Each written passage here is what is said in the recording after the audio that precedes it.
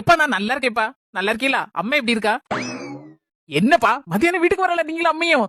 ஒன்னும் நினைச்சுக்கிடாதீங்க, வீட்லயே சாப்பிட்டு வந்துருங்கப்பா. இங்க சாப்பாடு ஒண்ணு இல்ல.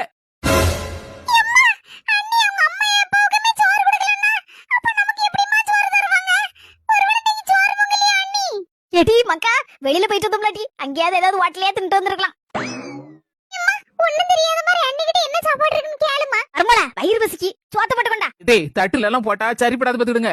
இலை வாங்கிட்டாங்க, நல்ல தலைவாழை இலை வாங்கிட்டு வந்தாதான் அவ்வளவு சாப்பாடு வைக்கிறதுக்கு சரியா இருக்கும்.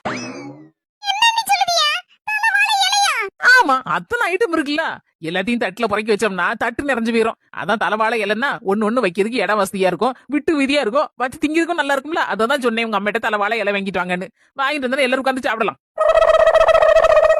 அப்படி என்னதான் சாப்பாடா இருக்கும் இலை நிறைய அப்படின்னு தானே நினைக்கியோ. நெய்ச்சோறு, சிக்கனு, பாயசம், பப்படம், இப்படி வெரைட்டி பல வகையில இருக்கு.